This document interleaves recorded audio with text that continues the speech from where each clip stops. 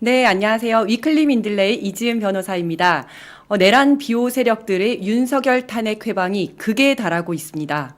내란 사태가 장기화할 거라는 우려로 원달러 환율이 급등하고 주가가 폭락하는 등 금융시장이 요동치고 있습니다. 그런가 하면 민생은 그야말로 파탄 지경입니다.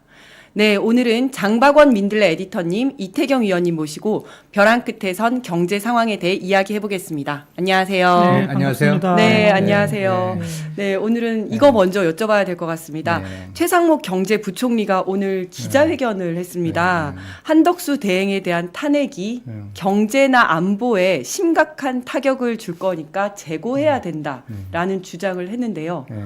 어떻게 보셨습니까? 저는 그게 아마 간담회 형식으로 국무위원 간담회 형식으로 나왔는데 한 10시 30분쯤 나왔어요. 네. 그런데 그걸 보면서 깜짝 놀랐어요.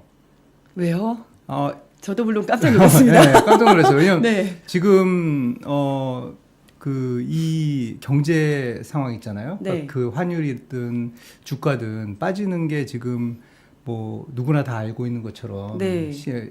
지난 그 12월 12월 3일 날 네. 그 내란 그렇죠. 때문에 내란 네. 시도 때문에 펼쳐진 것이고 그 최초의 원인을 네. 제거하는 것이 경제 안정의 가장 빠른 길이거든요. 네. 그거는 뭐 누구나 다 인정하는 네. 거고 아마 그 최상목 경제부총리도 속으로는 그렇게 생각을 하고 있었을 거예요. 네. 근데 왜 깜짝 놀랐냐면 네. 그거를 이제 경제 전문가고 그랬거든요. 시장은 언제나 우리가 얘기했듯이 불확실성을 가장 싫어해요. 네. 차라리 침체나 뭐 불황 이렇게 딱 정해주는 게 낫지. 그게 차라리 낫다. 예, 앞으로 네. 어떻게 될지 이게 얼로 튈지 모르면은 시장이 되게 그러니까 시장은 되게 싫어하거든요. 그러니까 네. 그걸 잘하는 경제부총리가 갑자기 불확실성을 증가시키는. 네, 왜냐면은 지금 그 불확실성을 만든 사람들이 네.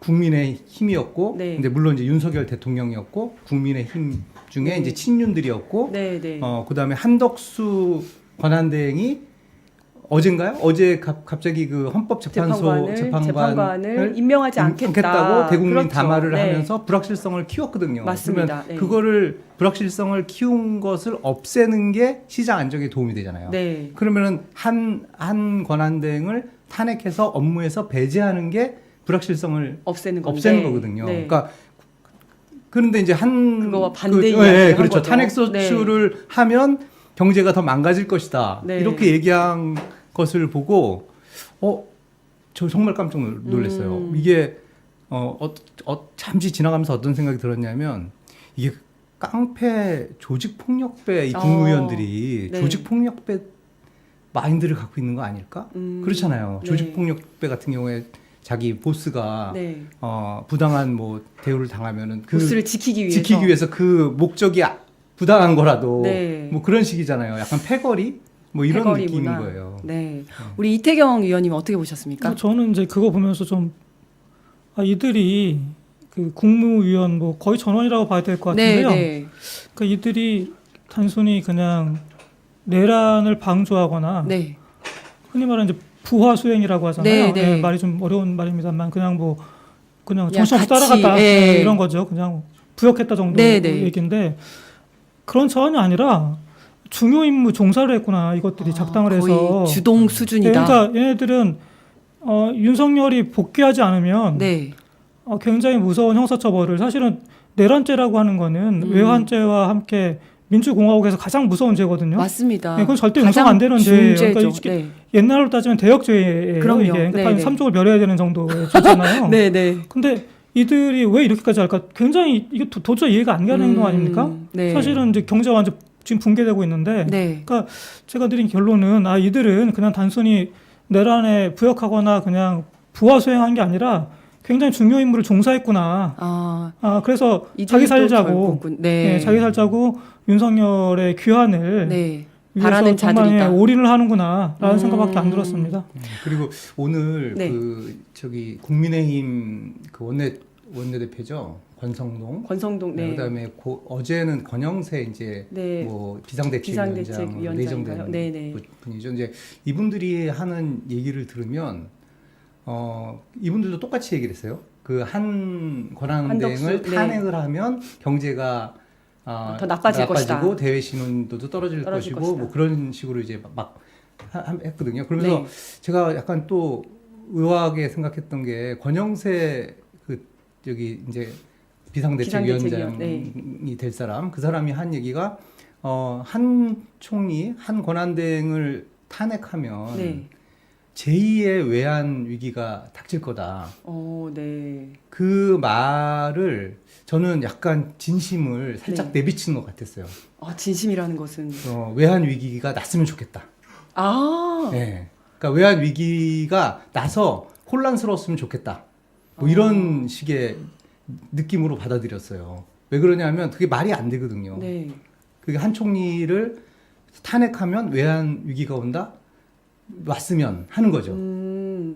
온다라고 이제 올 수도 있다 이렇게 얘기했지만 왔으면 좋겠다라는 차라리 거예요. 그냥 외환 위기가 오는 게 지금 낫겠다. 이태경 위원께서 잘 지적했던 것처럼 이 사람들은 동조자인 거예요. 네. 내란에 같이 가담한 사람들인 거예요. 네. 그래서 이게 빨리 내란 사태가 종식이 되면 이건 모든 국민이 원하는 거고 특히 지금 우리나라 그 경제 종사하는 기업이나 네. 뿐만 아니라 외국 투자자들도 다 원하는 바예요. 네. 왜냐면 한국이 지금 10대 경제 대국이잖아요. 네, 그러니까 네. 한국이 이렇게 경제가 힘들면 다른 나라한테 파급력이 미쳐지거든요. 네. 미치거든요. 그러니까 그런 사람들 빼고 아주 몇 사람만 지금 혼란이 있길 바라는 거예요. 그래서 내란을 일으켰고 지금 뭐 외환 그러니까 북한 외환 북풍 위기까지. 있죠. 북풍 네, 네. 그다음에 뭐 서풍 얘기까지 나오는데 우크라이나 뭐 북한은 서풍이라고 하는군요. 네. 하더니 지금 환난까지 획책하고 있다는 생각이 드는 거예요.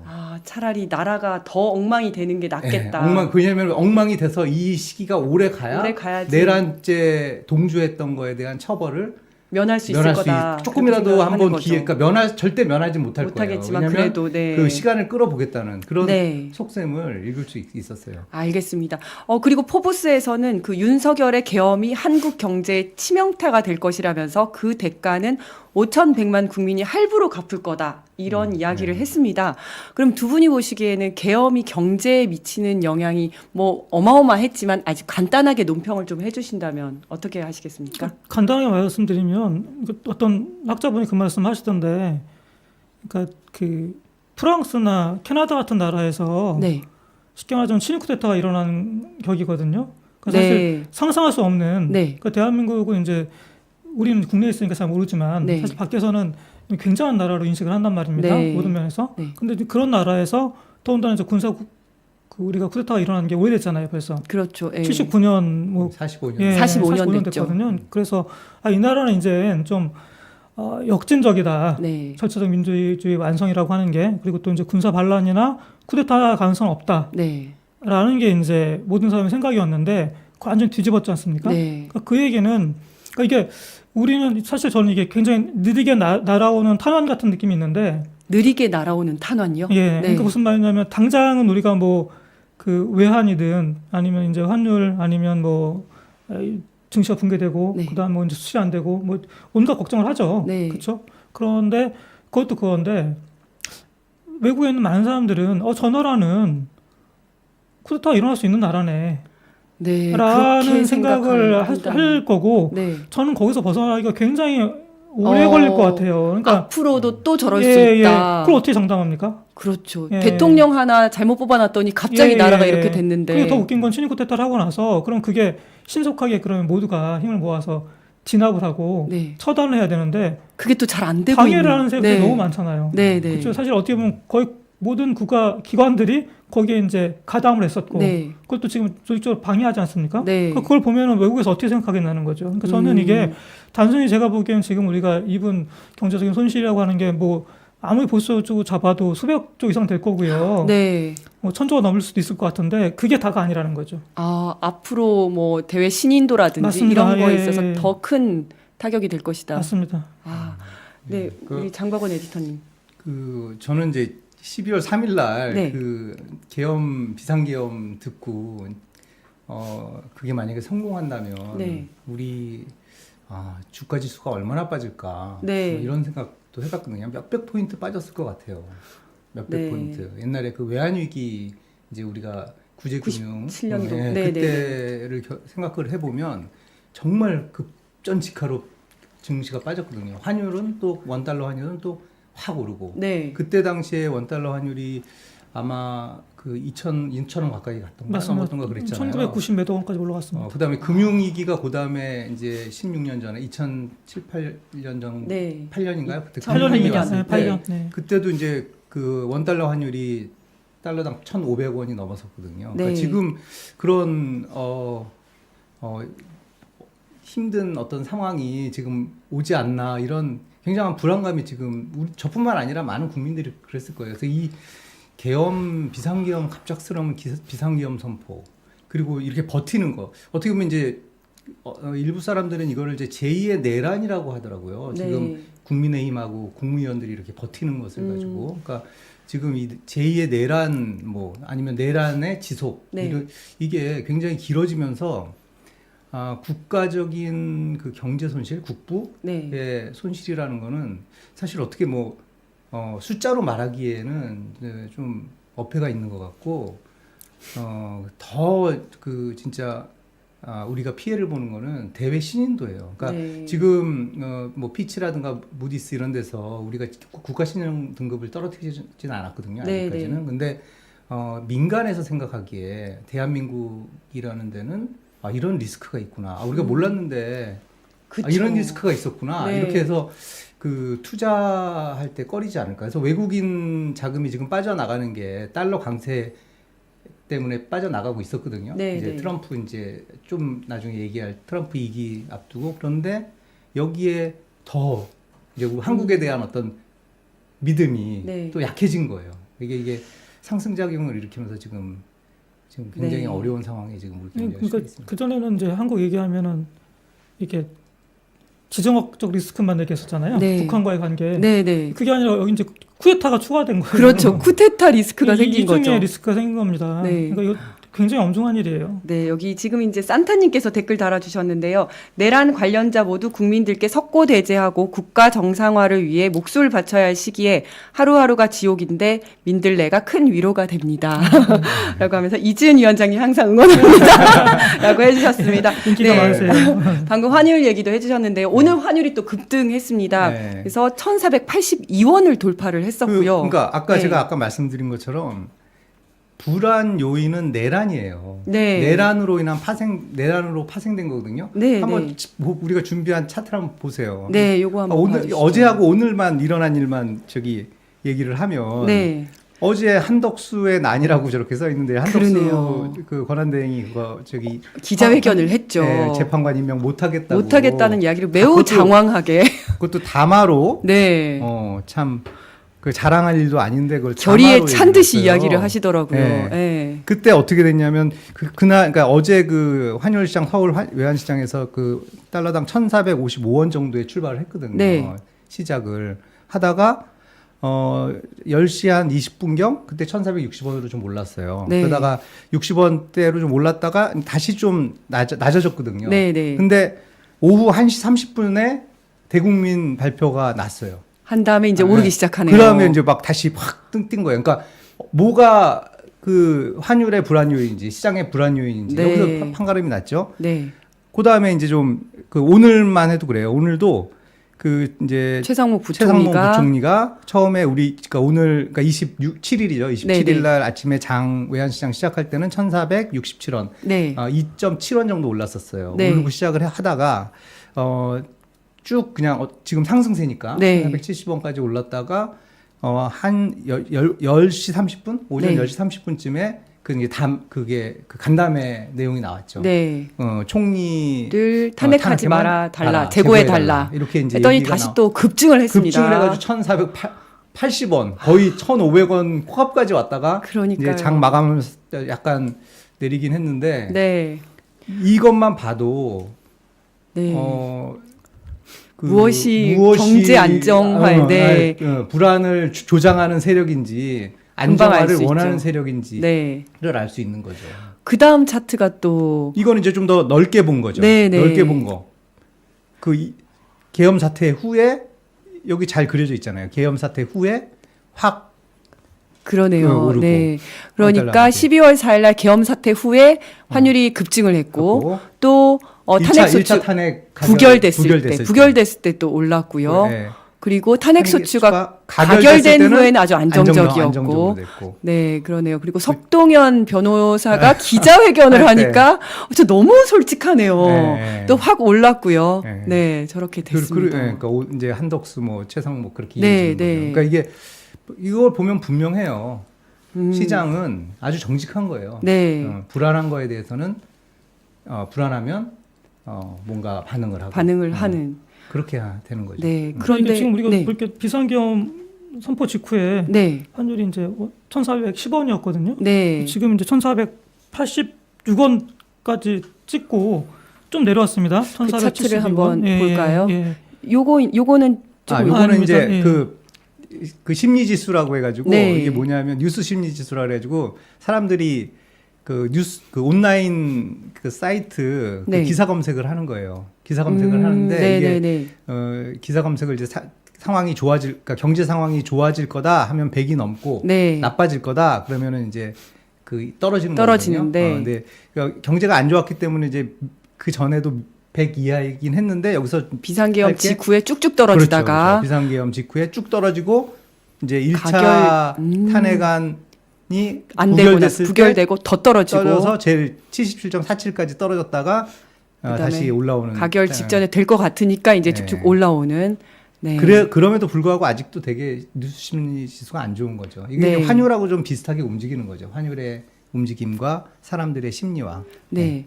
아, 이것도 아까 참 이야기를 하려고 했었던 건데요. 그렇죠. 이것도 이제 요때도 보면 요때는 이제 그거예요. 그러니까 우리 경제가 얼마나 지금 안 좋은지. 네. 그러니까 박근혜 시절에도 그 성장률이 별로 높질 않았는데 지금 보면은 윤석열 정부 때는 더 안 좋아요. 성장률이. 네. 워낙 그 경제 정책을 좀 정말 그러네요. 뭐 어떻게 경제 정책을 폈길래 이렇게 나오는지 코로나 그 팬데믹 때보다도 더 성장률이 낮거든요. 아마 역대 그 평균 성장률로 따지면 역대 그 정부에서 제일 낮을 거예요. 네, 거의 뭐 전쟁 난 수준이죠. 그렇죠, 전쟁. 네. 그때 우리가 한번 얘기했었죠. 맞습니다. 전쟁 수준에 했었고, 아무튼 뭐 그 박근혜 정부랑 그 우리 경제 상황이 얼마나 지금 안 좋은지 그걸 딱 보여주는. 네, 이게 이제 이태경 의원님이 말씀하시던 자료인데요. $1 환율 추인데요. 1,400원 초반이었는데 쿠데타 선포하기 직전에요. 이게 지금 1,486원까지 올라왔으니까 단기간에 사실은 이게 상상을 초월하는 거고. 그리고 제가 보기엔 정말 이게 위태로운 게 이게 지금 외환 당국이 손을 놓고 있는 게 아니거든요. 외환 당국이 아무튼 이제 뭔가 하려고 하는데 맞습니다. 지금 이렇게 $1 그러니까 환율이라는 건 정말 중요한 지표입니다. 왜냐하면 대한민국이라는 나라는 그 개발 경제 국가잖아요. 통상 국가고. 그러니까 환율은 정말 우리의 생명줄 같은 거거든요. 근데 이제 이게 환율이 계속 치솟는다는 거는 우리 원화 가치가 휴지가 된다는 얘기잖아요. 그렇죠? 그리고 이제 뭐 요즘은 사실은 환율 떨어진다고 해서 환율이 폭등한다고 해서 수출이 잘 되지도 않습니다.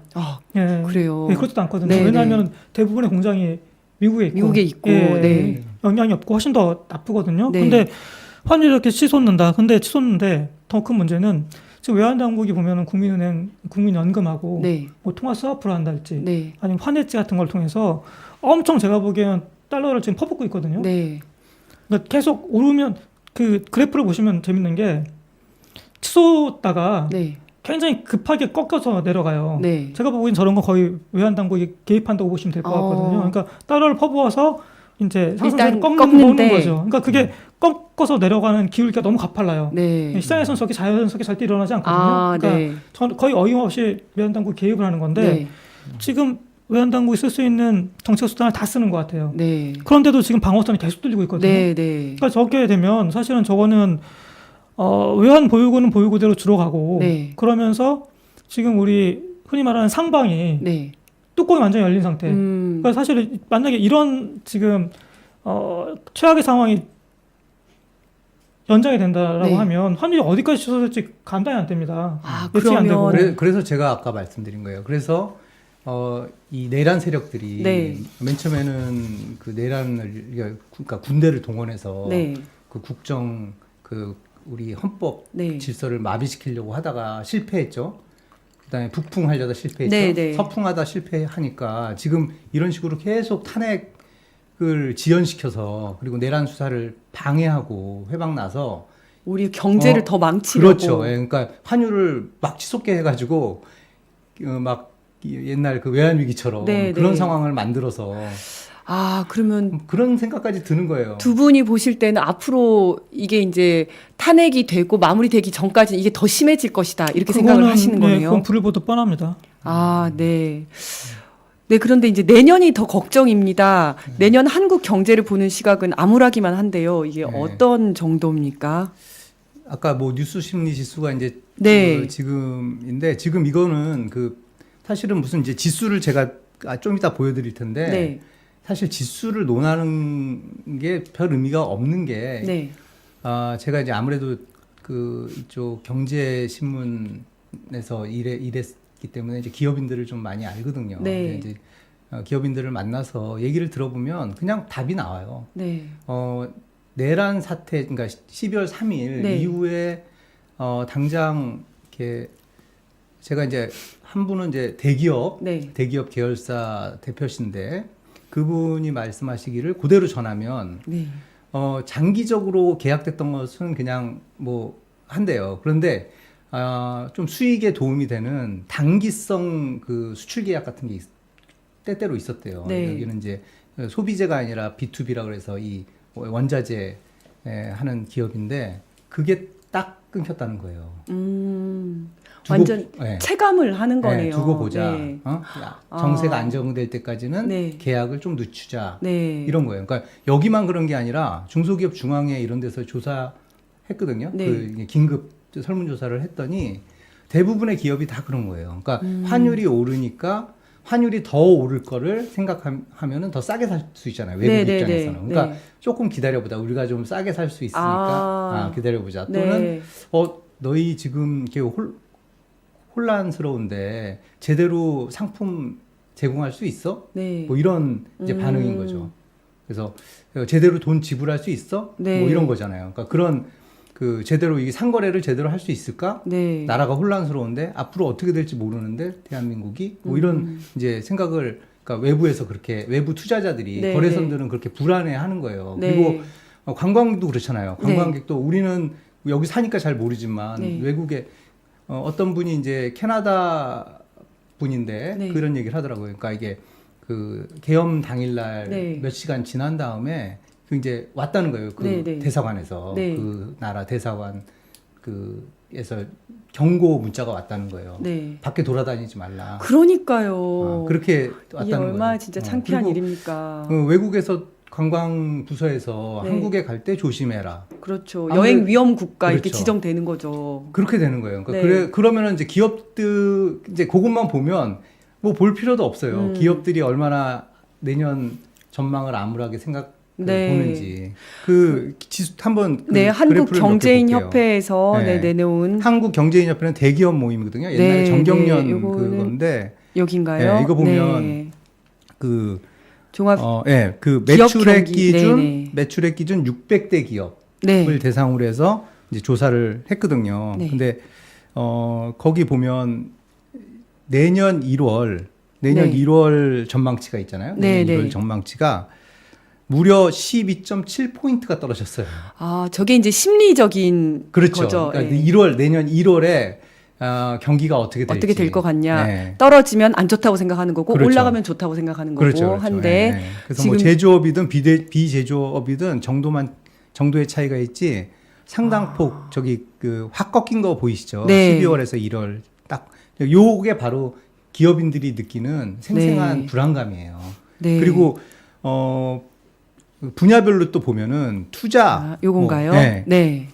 내수, 수출, 내수야 뭐 뻔히 아니까 우리가 네, 네. 수출도 그렇고 투자도 그렇고 네.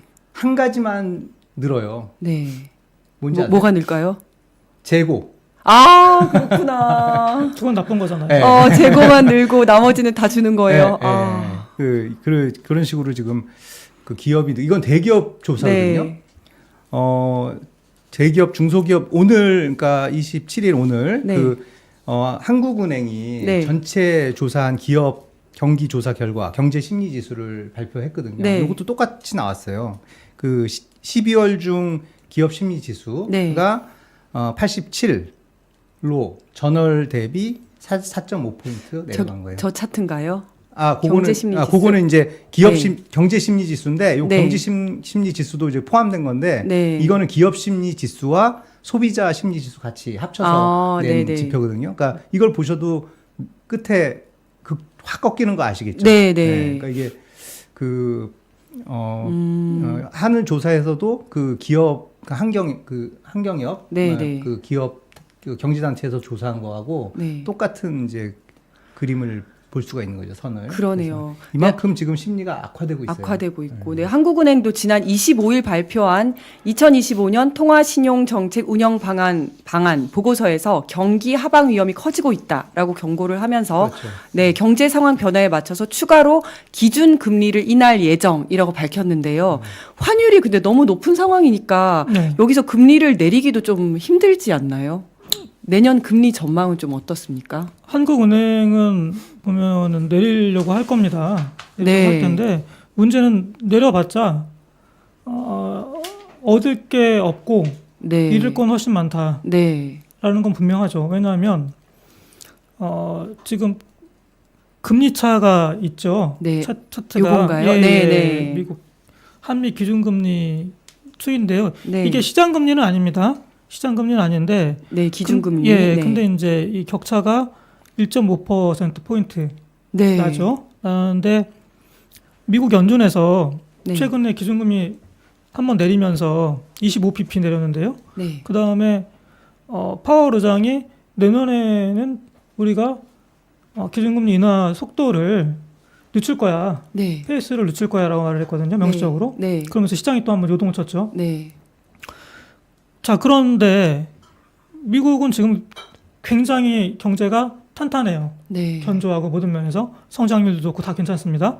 자, 그러면 얘네들은 이제 인플레이션이 다시 살아날 우려가 있으니까 네. 금리 인하 속도를 늦추겠다는 거예요. 경제가 좋다는 얘기죠. 네. 근데 그런 상황에서 우리는 기준금리를 막 꺾어서 내린다라고 네. 하면 국내에 있는 자금이 빠져나가겠죠. 네. 당연히 빠져나가겠고 그 다음에 이제 또 하나 제가 차트를 한번 보여드릴게요. 이건가요? 예, 이게 네. 이제 미국 연준이 2025년에 경제 전망한 건데 더 좋아졌어요. 오히려. 그러네요. 그쵸? 네. 9월보다 12월이 더 좋아요, 전망이. 네. 그러니까 경제 성장률도 2.0%에서 2.1%. 네, 네. 그렇죠? 그다음에 물가 상승률은 더 좋다. 물가 상승률이 좋다는 얘기는 경제가 좋다는 얘기거든요. 네. 그렇죠? 그다음에 실업률도 좀 떨어져요. 네. 너무 좋잖아요. 그러네요. 환상적입니다. 네. 자, 미국 경제가 저렇게 좋다. 자, 그러면 거기서 또 하나 우리가 봐야 될 게 국채 수익률이 있는데요. 네. 국채 수익률 차트가 있는데요. 이건가요? 예, 맞습니다. 네. 이게 어려운 건 아니고요. 네. 이게 모든 그 금리의 네. 가장 토대 네. 바탕에는 그 나라에서 이제 그 정부에서 발행한 네. 국채의 수익률이 가장 중요해요. 네. 이게 모든 그 이자의 근간이거든요. 네. 여기서 다 이렇게 레이어드가 되는 겁니다. 네. 예, 그러니까 이게 쉽게 말하자면 가장 낮은 거죠. 금리가. 정부에서 발행한 거니까. 네, 네. 가장 안전하잖아요. 네, 그렇죠? 네. 그러니까 네. 원본이 손실될 가능성이 없잖아요. 네. 근데 한번 보시면 미국 국채 수익률이 계속 올라가고 있어요, 지금. 네. 저게 밑에가 제일 파란색 곡선을 보시면 네. 제일 위에 파란색 곡선이 지금 현재거든요. 네, 네. 다 올라왔죠, 지금. 네. 예, 그러니까 이게 미국이 단기물부터 국채라는 게 장기물까지 굉장히 다양합니다만은 네, 네. 수익률이 지금 엄청나게 높아요. 네. 자, 저렇게 된다면 시장 금리가 안 떨어진다는 얘기거든요. 네. 자, 근데 한번 그 다음에 우리 한국 국채 수익률 한번 볼까요? 요게 미국이고 미국입니다. 이게 한국입니다. 한국인데 우리 한국 같은 경우에는 대체로 보면은 2%대입니다, 지금. 네. 수익률이. 네. 근데 미국은 다 4%가 넘어요. 잠깐만 다시 볼게요. 예, 예. 이건가요? 예. 그러네요. 미국은 4%가 넘죠. 네, 네. 한국은 2%대예요. 네. 자, 이렇게 한번 비교를 해보죠. 은행이 있습니다. 네. 은행이 안전하죠. 네. 예금하면. 네, 네. 근데 거기 예금 1년에 정기 적금을 드는데 네. 4.5%짜리예요. 네, 네. 은행에. 네. 자, 그럼 거기에 당연히 거기에 넣죠. 될까요? 네. 아니면은 새마을금고를 폄하하는 게 아닙니다. 네, 네. 새마을금고가 있는데 거기 2%짜리가 있어요. 네. 어떻게 할까요? 당연히 높은 데다 넣죠. 자, 그러면 어떻게 움직일까요? 그렇죠. 자, 근데 굳이. 저런 상황인데, 네. 저런 조건인데, 한국은행이 기준금리까지 낮춘다? 네. 그러면 제가 보기에는 이거는 통제불능의 상황으로 갑니다.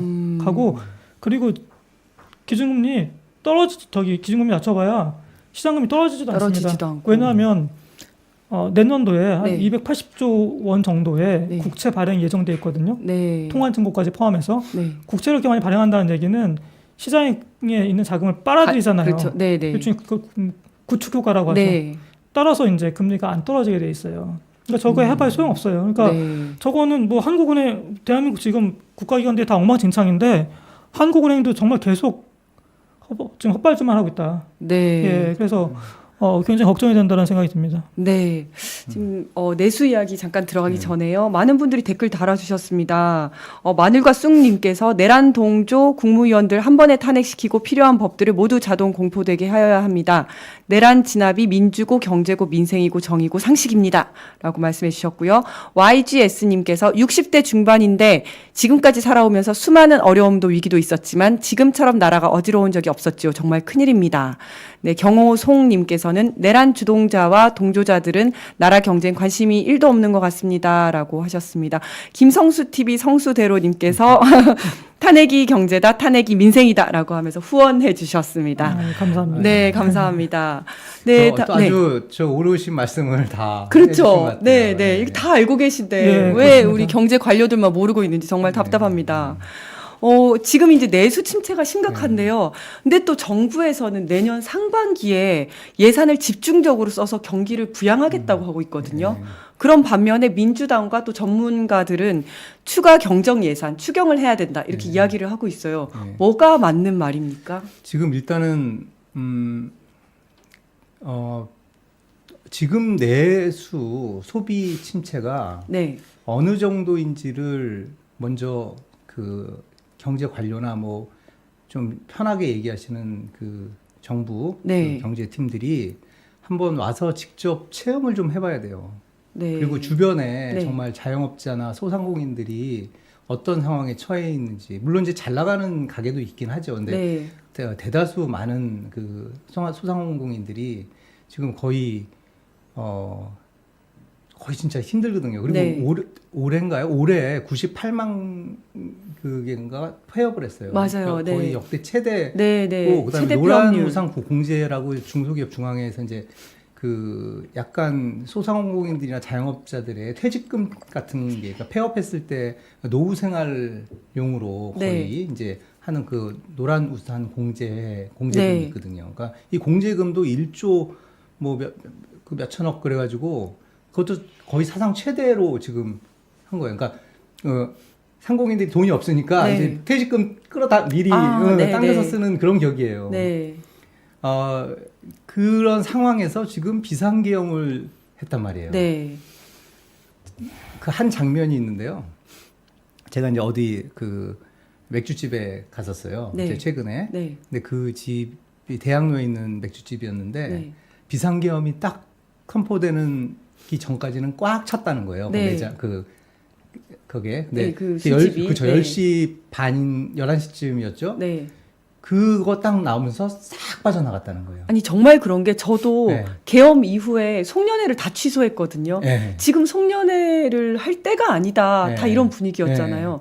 그러면서 사실은 탄핵이 된 이후에 다시 잡았죠. 그렇죠. 그러니까 이게 정말 단편적으로 보여준다고 그렇죠. 근데 보이거든요. 그럼에도 불구하고 잡은 사람도 있지만 그냥 그 못 잡고 지나간 네, 경우도 네. 되게 많아요. 그래서 이것도 뭐 중소기업 중앙회인가 소상공인 두 군데서 다 그 네. 조사를 했는데 소상공인 연합회인가 거기는 10명의 소상공인 중에서 9명이 피해를 봤다고 대답을 했어요. 이번 비상계엄 선포 사태로. 그랬을 것 같아요, 네, 정말. 그래서 뭐 네. 손님들이 예약 다 취소되고 네. 뭐 그랬다는 거예요. 네.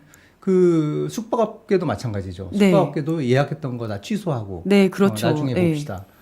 이런 상황이에요. 그러니까 네. 그렇지 않아도 그 전에 우리가 많이 얘기했죠. 네. 물가가 높고 그다음에 이자 부담이 커지고 네. 고물가 고금리죠. 고금리, 그러니까 네. 이 거기다 고환율까지 이제 겹치면서 이게 막 맞물려 있잖아요. 이게 다 공통점이 뭐냐면 이렇게 되면 비용이 네. 가게든 기업이든 비용이 급증한다는 거예요. 네. 무슨 말이냐면 실제 소득이 가처분 소득이 줄는다는 얘기거든요. 네, 네. 그러면은 그거에 직격탄을 맞는 사람들이 바로 내수업을 하고 있는 네. 분들이에요. 네. 건설도 뭐 내수 중에 하나고 네. 뭐 그 도소매업 그다음에 외식 이런 네. 거거든요. 그러니까 지금 거의 그 초토화 네. 라는 말이 네. 맞을 정도로 지금 진짜 힘든 상황이거든요. 그러니까 이게 왜 문제냐면 이 사람들이 그 은행에 지금 많이 대출을 받고 네. 있잖아요. 네. 그러니까 이게 여기서 딱 틀어지기 시작하면 전 경제 금융 시스템 전체에 또 영향을 줄 수 있거든요. 그러니까 그리고 또 더 큰 거는 내수가 지금 우리 성장률을 끌어내리는 네. 이 요인이 너무 커요. 네. 그러면 어떻게 해서든지 그 묶여 있는 그 돈을 네. 돌려야 되는 거 네. 지금 시급하거든요. 네. 근데 지금 정부가 그것도 최상목 부총리죠. 네. 그 상반기에 많이 돈을 풀겠다. 이건 네. 정말 그 너무 그 편한 안이한 네. 생각이에요. 네. 지금 그런 상황이 아니거든요. 네. 의도가 있는 것 같아요. 아니한 게 아니라 네. 그 지금 장선배 말씀하셨던 것처럼 네.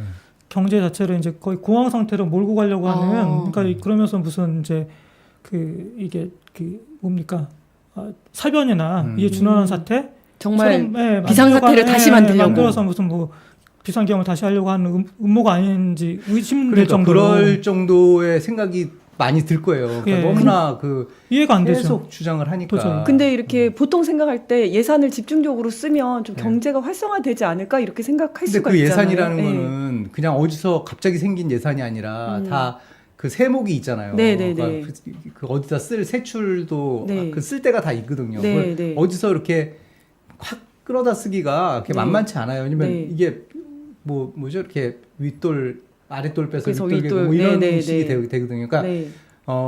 지금의 그 내수 침체, 소비 침체 상황은 네. 어떤 식으로든 새로운 그 우리 이제 우물 풀 때 마중물이라고 하잖아요. 네, 네. 우물에 물 넣어서 이렇게 네. 펌프질 할 때 그 마중물과 같은 역할을 할 자금이 필요해요. 그러니까 네, 네. 그게 우리가 지금 이미 한번 코로나 네. 팬데믹 때 한번 해봤잖아요. 네. 코로나 팬데믹 때 이제 비대면 하면서 네. 지원금 그렇잖아요. 줬었죠. 네, 네, 그래서 네. 거의 뭐 그 소비가 안 되고 있는 상황에서 네. 지원금을 현금을 주는 게 아니에요. 네. 그 소비 쿠폰을 주는 네, 네, 거거든요. 맞습니다. 그러니까 소비를 이 시일을 한정해서 주니까 그때 다 쓰도록 그때 만드는 쓰면서 거죠. 그게 네. 소비 증가율이 확 높아졌거든요. 네, 네. 일단 그렇게 한번 그 일회성이라고 그 이제 비판을 하는데 네. 그게 일회성이 아닐 수도 있어요. 네. 왜냐하면 생산 유발 효과라는 건 또 파급적이기 때문에 네, 그래서 네. 이런 식이 필요하기 때문에 지금 한국은행 그 이창용 총재도 네. 한국은행 총재도 이게 지금 그 국회에서 그 물어봤더니 네. 의원이 물어봤더니 지금 추경이 필요한 때입니다라고 네. 인정을 했어요. 더 나아가서 경제단체들 있잖아요. 네, 네. 경제단체들이 제안을 했어요. 네. 제안을 했는데 어떤 제안을 했냐면 추경을 해달라고 제안했어요. 추경을 해달라고까지 네, 경제단체들이. 얘기를 했습니다. 그런데 지금 정부만 네.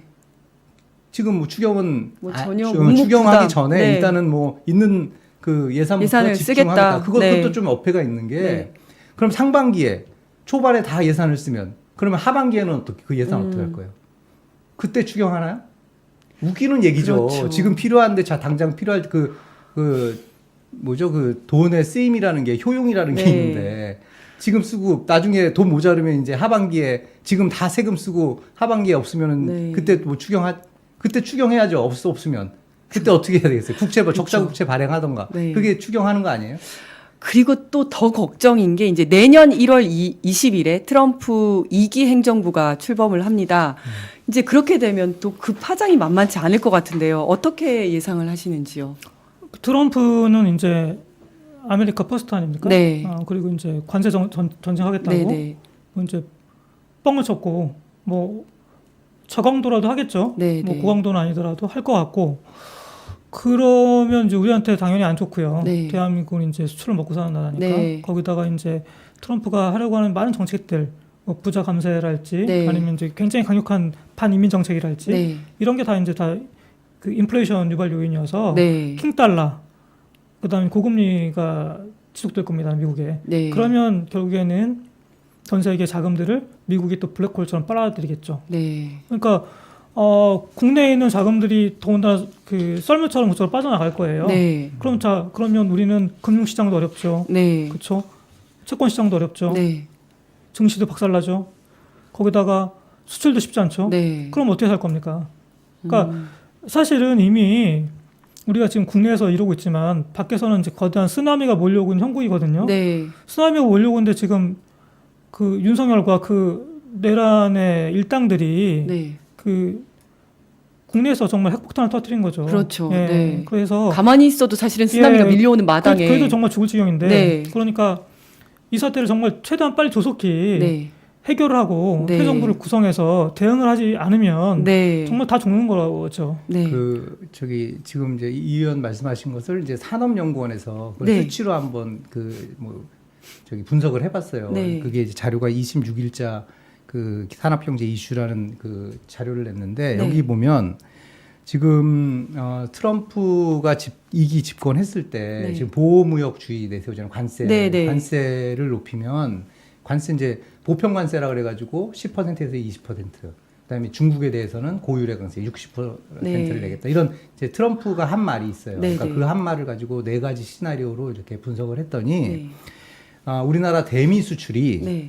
9.3%에서 13.1% 감소하는 걸로 나왔어요. 아우. 예. 그리고 그러니까 그게 감소하는 국내 걸로. 부가가치로 따지면 네. 7조 9천억 네. 원에서 10조 6천억 원 정도가 부가가치가 빠지는 걸로 네. 그렇게 이제 추정이 됐고요. 이거는 이 분석은 또 일리가 있는 게 네. 트럼프 일기 때를 생각해 보면 돼요. 그것도 네. 수치가 여기서 분석에서 나왔는데 네. 우리가 트럼프 그 집권 이전에 네. 그 무역 수지 있잖아요. 무역 수지가 연평균 22억 달러였어요.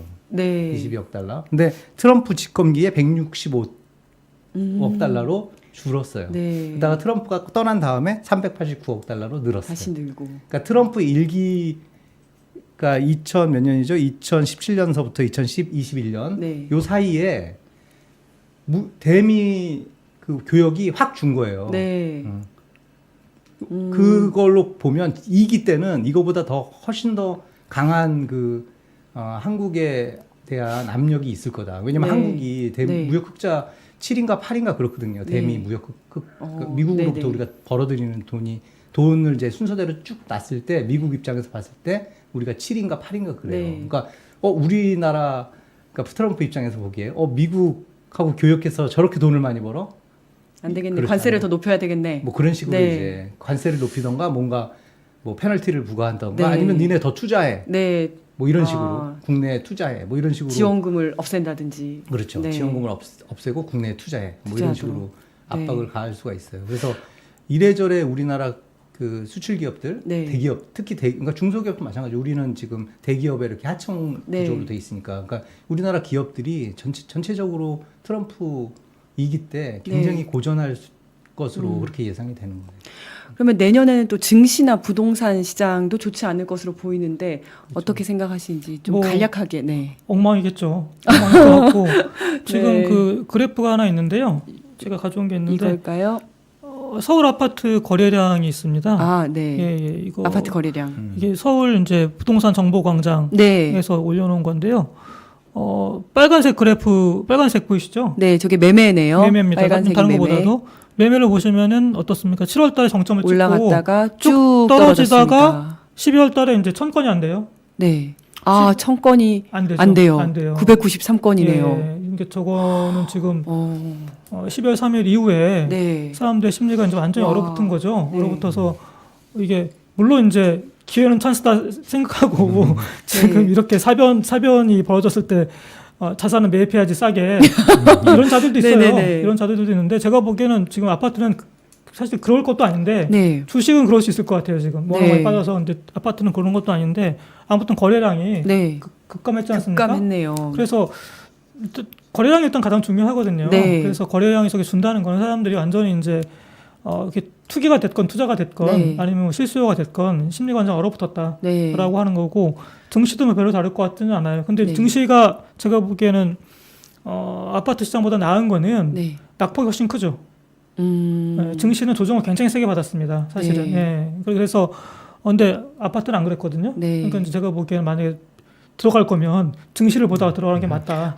증시는 네. 지금 2020년 카드 사태가 있었고 네. 2008년 금융위기 사태가 있었잖아요. 네. 근데 지금 7월부터인가 6개월인가 연속 지금 마이너스로 그렇게 네. 월로 따졌을 때 그렇다고 네, 네. 하더라고요. 그러니까 이렇게 된 게 카드 사태 네. 하고 그때밖에 없었대요. 근데 내년에도 이게 아마 지속이 될 건데 제 생각으로는 일단 이 내란 사태를 빨리 조기에 마무리 짓느냐 네. 안 짓느냐가 일단 특히 증시나 이런 금융시장에는 네. 큰 영향을 줄 것이고 그다음에 이제 그게 지나간다 하더라도 그다음에 환율을 봐야 될 것 같아요. 네. 그걸 지나간 다음에 내란 사태 해소된 이후에 환율의 흐름. 그게 이제 미국 아까 말한 트럼프 네, 네. 이기 이제 행정부의 정책이나 이런 거에 영향을 받는데 네. 그거에 따라서 아마 금융시장은 많이 움직일 것 같은데 지금 모르겠어요. 지금 이제 경제 생활을 어떻게 할 것이냐. 네.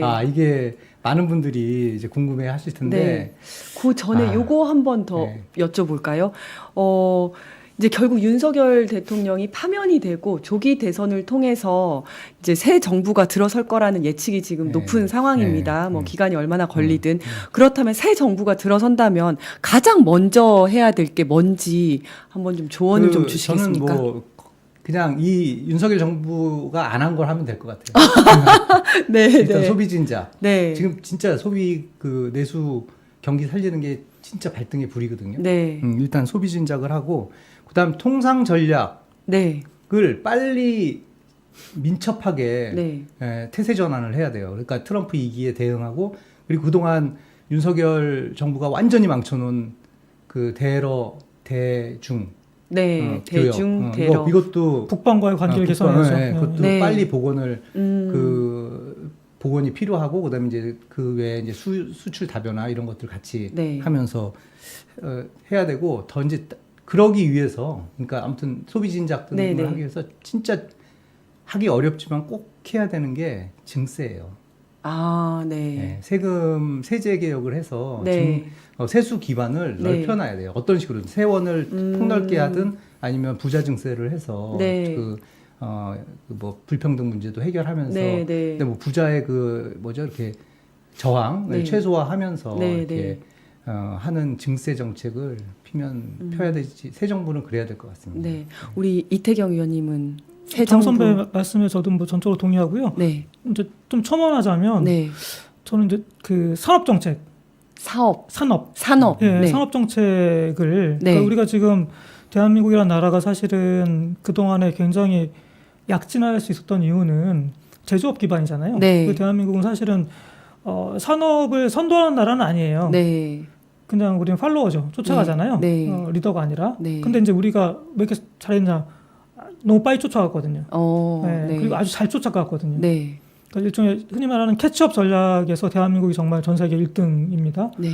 그러니까 반도체든 뭐든 철강이든 조선이든 화학이든 자동차든 네. 우리가 굉장히 빨리 따라갔잖아요. 네. 그래서 이제 되게 잘 만들어내고. 네. 근데 문제는 뭐냐면 4차 산업혁명에 네. 우리가 지금 굉장히 못 따라오고 있다. 네. 특히나 이제 그 윤석열이라고 하는 이 정말 이 괴물 정권 네.